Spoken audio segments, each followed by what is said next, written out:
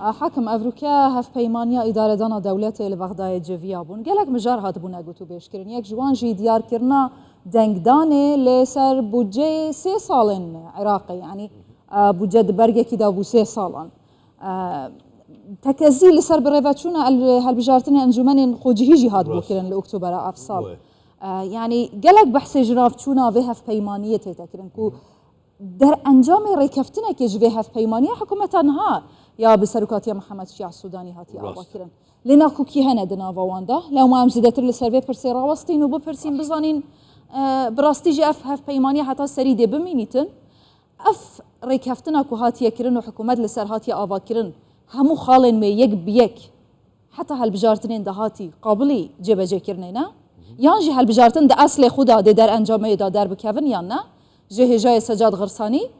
اندامي روتا حكمه يان اجتماعي وبسركاتي عمار حكيمه دبرسين هجاي سجاد قالك بخيرات يا كردستان 24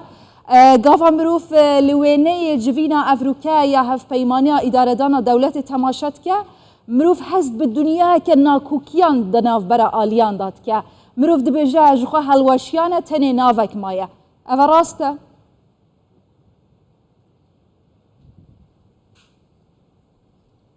ممكن اعاده سؤال حياك سلاف لوابن لاز دخوازم جاردن برسيجمنت دوباره بكن باشا كو تماشي ويني جفينا افروكا يا الين هف بيمانيا اداره دانا دولتك حستكي ودروز دبيتن كأوانا الأصل خدا هلوى شاينة تشتك نية بناوي هف بيمانية أري براستي وايا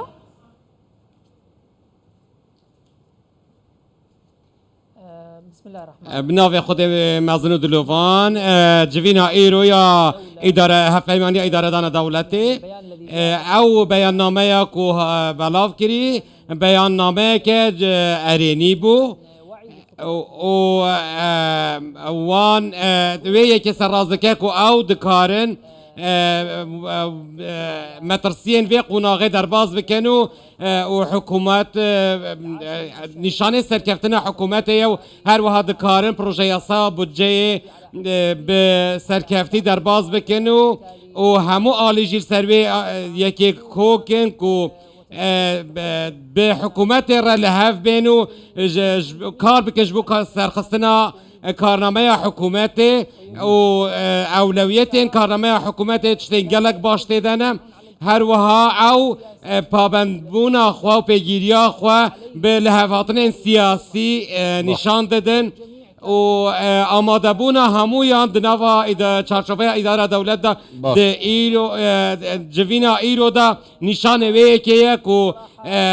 او هف پیمانیل سر ریه که راست دچه و او جی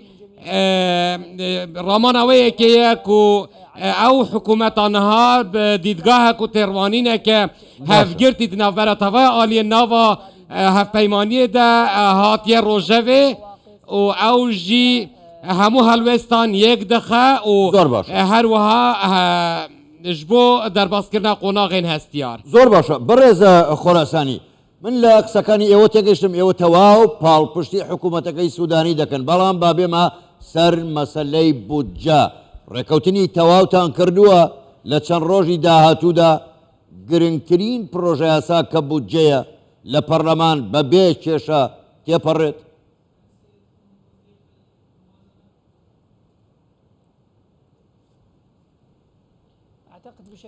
من لو باوردم که بشویکی گوره و که لنیوی نوراستی امانگه دا پروژه های بودجه به شویکی باش تیده پرینریت و ناکوکی زور لباری او پروژه های لآرادانین بس وقت دزانی بالا مقد دزانی پروژه یاساکە بۆ ماوەی 3 ساڵ دەڕێژراوە بۆیە شایانی ئەوەیە کە مشتومڕی زۆری لەبارەوە بکرێت چونکە چارەنووسی دارایی 3 ساڵی وڵاتەکەمانی پێوە بەستراوەتەوە هەروەها پێویستە بیر لە ئەولەویەتەکانی ئەم پرۆژە یاسا بکرێتەوە بۆ ئەوەی پرۆژەکانی خزمەتگوزاری پشتگوێ نەخرێن و پێویستە هەموو لایەنەکان باوەڕ متمانە تەواویان پێبی و بۆ ئەوەی بتوانن هیچ کەم و کوڕی تێدا نەبێت پێویستە مشتومڕی لەسەر بکرێت و هەروەها حکوومەتی ئێستاش نیازێکی تەواوی هەیە بۆ جێبەجێکردنی پرۆژە خزمەتگوزاریەکان کە هەموو لایەنەکان لە باکوورەوە تا باشوور لە ڕۆژهەڵاتەوە تا ڕۆژئاوا لێەوە سوودمەند بن و بتوانین هەموو قەیرانەکان تێپەڕێنین ئەوانەی کە لە ساڵانی ڕابردوو ڕوبەڕوومان بوونەوە دەمانەوێت چارەسەریان بکەین وەک قەیرانی نەوت لەگەڵ هەرێمی کوردستان هەروەها یەکلاکردنەوەی کێشەکان و کۆتایی هێنان بە تەواوی قەیرانەکان و کێشەکان ببین بە وڵاتێکی سەقامگیری یەکگرتو گەلک ئەرێنینە لێ دەدەمەکی داناک و بەحەز گەلک تێکردن حتا دناوبەرەوان ئالیین پێکینانە هەفپەیمانیا دەولەتێ ئەف بودجێ دەرباز دەبیتن کویە ساڵێکیە ji بۆ 3 ساڵان دنیاکە بۆمبەیەن ڤەدایی تێدانە ممکنە دە هەر دەمەکیدا پشتی پەسەندکردنێ بتەقن و ببیتە ئەگەرێ دیسان ڕژیانە بملیونان عێراقیان بوو سەر جادەیان لێ تو بەحسێ چارە سەرکردنا قەیراناتکەی بچ ڕەنگی گەلۆ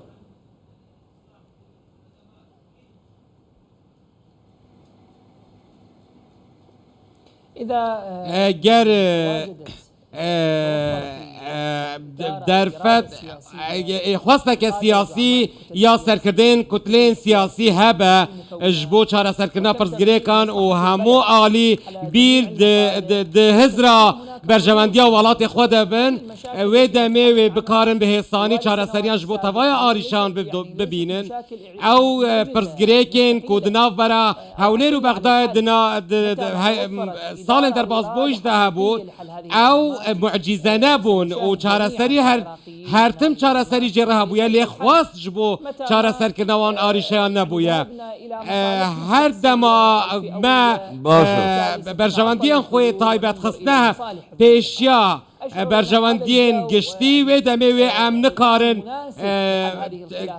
pirsgirêkan çareser bikin lê em divê bawerê de ne ku ew pirsgirêkên diberê de hebûn niha hatîne derbazbûn û lêktegeştineke nû û rêkketineke li hevhatineke baş di navbera Hewlêrê û Bexdayê de hatiye rojevê û niyazek jî ji her aliyan ve ji bo çareserkirina pirsgirêkan di rojevê de ye û bi zimanê lojîk و زمانی دیالوگی تەوایە پرسگرێکان تێنە چارەسەرکردن و هەموو ئالیژی کارنامەیە لە هەڤ هاتنە و دەنگ پێدایە و دەکارن بە هەمان دیدگەهێ وان پرسگرێکان دەرباز زۆر باشە بەڕێز خۆرەسانی خۆ دەزانی هاوپەیمانی ئیدارەی دەوڵەت لایەنێکی سەرەکی تایدا کوردە بۆ کۆمەڵی ڕێکەوتنیش کراوە بۆ ئەوەی ئەم حکوومەتەی سوودانی لێ بکەوێتەوە پرسیارەکە ئەمەیە ئایا هاوپەیمانی ئیدارەی دەوڵەت و حکوومەتی عێراقی پابەندی ڕێکەوتنەکانیان دەبن لەگەڵ هەرێمی کوردستان بۆ چارەسەرکردنی تەواوی کێشەکان